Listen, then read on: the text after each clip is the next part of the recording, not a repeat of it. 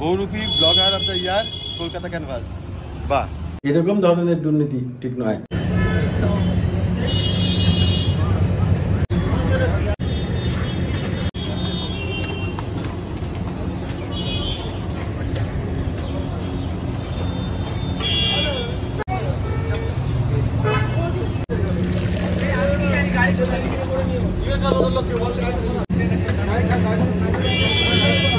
Hello, welcome back to the channel. কেমন আছেন সবাই? আশা করি ভালো আছেন, বিন্দাস আছেন, ফাটাফাটি আছেন। এই মুহূর্তে আমরা রয়েছি হিন্দুস্তান পার্কে। টাইমটা দেখে দিই, আজকে 14 তারিখ, এখন বাজে 7:17। আজাদিন ধাবা। আজাদিন ধাবা খুব বিখ্যাত, এখানে প্রায় 17 বছর পুরনো হবে ধাবা। আমি আগে বহুবার এসেছি এখানে, গৈরিকা ফার্স্ট টাইম। তো আজকে আমরা এখানে ধাবায় আছি। আমরা আজকে কোথায় এসেছি গৈরিকা? আমরা আজকে এসেছি ভিকি গার্ডেন্স। হ্যাঁ, সেখানে যে ভিকি গার্ডেন্স রয়েছে সেখানে এসেছি, কারণ একটা ইভেন্ট আছে আর আমাদেরকে ইনভাইট করেছে। সেই জায়গা থেকে খুব জোরালো রেকমেন্ডেশন আছে, সেই জায়গা থেকে আজকে আসতেই হলো। তো ভেতরে যাবো, কি আছে না আছে অবশ্যই শেয়ার করবো, বলবো কেন এসেছি। তার আগে এই গৈরিকা চা কেন, আমি চা না খেয়ে থাকা অসম্ভব। প্রত্যেক ঘন্টা একবার করে চা লাগে। আজাদিন ধাবার এই চাটা সত্যি ভালো। এই আজাদিন ধাবা সকাল 11টা থেকে রাত 1টা অবধি খোলা থাকে। এই জামদানি শাড়িগুলো কি সুন্দর, দেখো কি সুন্দর কালার বলো। ওই যে ধাবার পাশে এখানে রয়েছে উৎসব কালেকশন, এখানেও শাড়ি দেখতে দাঁড়িয়ে গেছে। কি নেবে নাকি তুমি? দেখলেই কিরকম একটা হয়। এ বাবা, তাই দেখো না কোন শাড়িটা পছন্দ? আমার তো সব কালারই পছন্দ, জামদানি মানেই আমার সব পছন্দ। বাবা, তুমি শাড়ি কিনতে এখানে আসোনি, কি করতে এসছো সেটা করো। আমরা আসলে এখানে এসেছি একটা ইনভিটেশনে, মানে এই ভিকি গার্ডেন্সে একটা ইনভিটেশন, রাই আমাদের ইনভাইট করেছে, বিগ FM এর রাই। তো 1 মাস ধরে এই পর্বটা চলছে। তো আসবো কি আসবো না ঠিক ছিল না, তবু ও কালকে রাত্রির 1টার সময় আবার যোগাযোগ করেছে, না দিদি আসতেই হবে। তো ইভেন্টটা এরকম, বহুরূপী ক্যারাভান আয়োজিত বহুরূপী, এখানে লাইফস্টাইল এক্সিবিশন শো হবে এখানে, প্লাস এখানে আরও অনেক রকম ইভেন্ট চলবে। এখানে এন্ট্রেন্স, চলো যাওয়া যাক।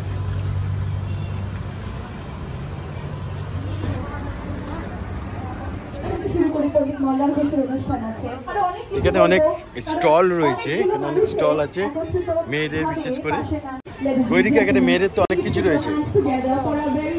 আর সব থেকে মানে আমার যেটা লোভনীয় শাড়ি।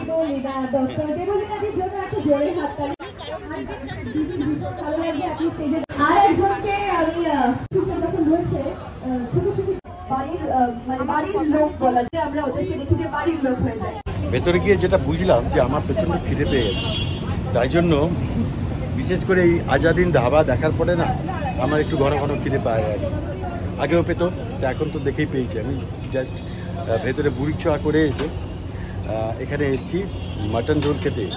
একটা মাটন রোলের দাম হচ্ছে 163 টাকা, 163। কি তুমি কিছু খাবে? না, ওই তোমার থেকে একটুখানি আমার থেকে টেস্ট করবে। তো এখানকার মাটন রোল নিয়ে কিছু বলার নেই, যথারীতি এখানে কোনো খাবার নিয়ে কিছু বলার নেই, জাস্ট অসাধারণ এখানকার ধাবা এবং এখানকার খাবার জাস্ট অসাধারণ। এখানকার সমস্ত খাবার, যারা এখানে কাশীপুরে থাকেন তারা অবশ্যই খান, জানেন। আর যারা থাকেন না, একটু দূরে থাকেন, অবশ্যই কখনো এলে হিন্দুস্তান পার্কে এখানে খেতে পারেন। চুম্মেশ্বর রোলটা আসুক। 163 টাকায় কী রোল দেখাচ্ছি। একটা রোল খাবো, শান্তি নেই। ওখান থেকে ফোন করছে ক্রমশ গৈরিকাকে যে নাম অ্যানাউন্স হয়ে গেছে, তো এসে রোলটা খাবো। আগে ওখানে ভেতরে ওটা ফেলিসিয়েট করবে গৈরিকাকে, মানে কলকাতা ক্যানভাস ব্লগসকে, গৈরিকা এবং আমাকে দুজনকে। আমি যদি স্টেজে উঠবো না, তো দেখা যাক, আগে ওটা নিয়ে নিই, তারপর রোল খাচ্ছি। মঞ্চে দেখে নেব গৈরিকা চন্দ্র ফ্রম কলকাতা ক্যানভাস। গৈরিকাদি কিন্তু আমার ভীষণ ফেভারিট একজন মানুষ, বিকজ গৈরিকাদি একদম মায়ের মতোই ভালো। গৈরিকাদির মধ্যে একটা দারুণ ম্যাজিক আছে। গৈরিকাদি বলো কেমন লাগছে এসে? এক লাইন গান হবে না কেন? মানে ওনার বর ব্লগিং এ ওনাকে গাইতে বললে উনি গায়, কিন্তু আর্যেরাই ওনাকে স্টেজে গাইতে বললে উনি গায় না, এটাই প্রমাণিত হলো। আমি সত্যি জানি না যে এই অ্যাওয়ার্ডের যোগ্য আমি কিনা, এবং রাই আমাকে এত ভালোবাসে সেটারও আমি যোগ্য কিনা আমি জানি না। যে ও আমাকে এই যে মায়ের মতো কথাটা বললো, এইটা পাওয়া অনেক বড় পাওয়া একটা মেয়ের কাছে, তারও যোগ্য কিনা আমি জানি না। তো এত না জানা নিয়ে আমি আজকে শুধুমাত্র এসেছি রায়ের ভালোবাসার টানে। তো ভালোবাসাটা তো আমাদের সকলের মধ্যে থাকতেই হবে। তো একটা জিনিস আমি জানি, আর আমি একদম মুখস্থ করে এসেছি, কারণ আমি ঠিক ভুলে যাই। সেই কারণে আমি যেটা মুখস্থ করে এসেছি সেটা বলে দিই। সেটা হচ্ছে সবার আগে ধন্যবাদ জানাবো রাইকে, কারণ রাই সবসময় আমাকে জোর করে করে এইসব অনুষ্ঠানগুলোতে নিয়ে আসে, যেটা আমি মানে ভীষণ বোকা বলে যাই। বলবো আর কি করবো, বাড়িতে ক্যামেরা অন করে অনেক কিছু বলতে পারি, কিন্তু আমি সত্যি এগুলোতে কিছু বলতে পারি না। তার জন্য ধন্যবাদ রাইকে। আর সেই সঙ্গে ছোট্ট দুটো ভাই যারা আজকে এত বড় একটা ইভেন্ট অর্গানাইজ করেছে, অবশ্যই পেছনে রাই তো রয়েছে, অর্থ এবং আদিত্য, ওরা আরো বড় হোক এবং ওরা এইরকম ভাবেই এগিয়ে যাক, এইটুকু ঈশ্বরের কাছে প্রার্থনা করবো। আরেকটা ধন্যবাদ জানাই কলকাতা ক্যানভাস এবং কলকাতা ক্যানভাস রক্স এবং কলকাতা ক্যানভাস আনকাট স্পেশালের সমস্ত ভিউয়ার্সদের, যাদের জন্য আজ আমি এখানে দাঁড়িয়ে আছি। ধন্যবাদ সকলকে। ঠিক আছে, তো সবাই চেনে সঙ্গীত জগতের মল্লারদা, মানে আমার এটা বড় পাওয়া, এত বছর ছেড়ে দিয়েছি গান, তবু মল্লারদা আমাকে চেনে, এটাই অনেক পাওয়া। দেবলীকাদির হাতে একটু দিতে হবে এটা, এটা দেবদি একটু গৈরিকাদির হাতে তুলে দাও।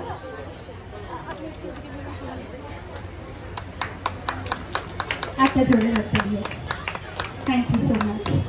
তো ফাইনালি আমি পেয়ে গেছি মাটন রোল, আর গৈরিকা এখানে পেয়ে গেছে আবার হাতে অ্যাওয়ার্ড দিয়ে মাটন রোল খাচ্ছি। এই যে কি লেখা আছে দেখাও এখানে, এই যে বহুরূপী blogger of the year Kolkata canvas. বাহ, তো হ্যাপি গৈরিকা। আর আমি এই রোলটা পেয়ে হ্যাপি। 163 টাকায় মাটন রোল, জাস্ট সুপার। তো এখানে বসেছি, গাছের তলায় বসার জায়গা রয়েছে, তো এটা জাস্ট খাবে। প্রথমে একটা বাইট দাও। গৈরিকা এগ রোল পছন্দ করে, মাটন রোল অতটা না, কিন্তু কেমন খেতে সিরিয়াসলি বলো? হ্যাঁ ভালো খেতে না? ওপর একটা মাটন উকি মারছিল, সেটা খেয়ে নিত।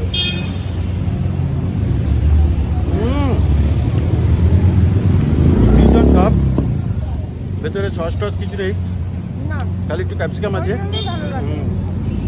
অসাধারণ, সুপার। ওই নর্মাল জেনারেল যে দোকানগুলো না সস টস দিয়ে এমন ভরাট করে দেয়, বাজে লাগে, ক্লামসি লাগে, টেস্টটাই নষ্ট হয়ে যায়।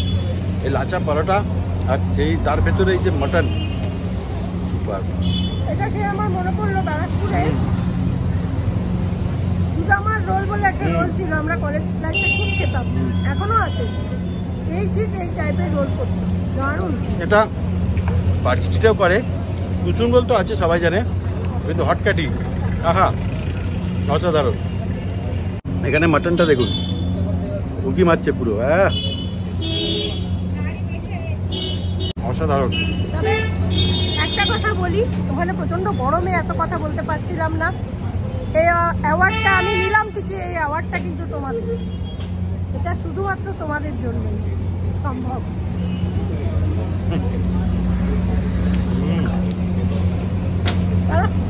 আমি তো খাবো, আর তোমার জন্য গোটা নেই না বোঝো, আরে ভাগ করে একটা থেকে খাওয়ার মধ্যে প্রেম বাড়ে, বলো?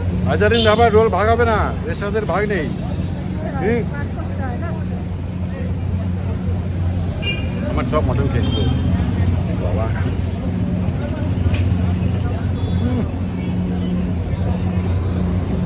এই ধাবা, এই সামনে বসে রোল খাচ্ছে, কি আটা নেবো?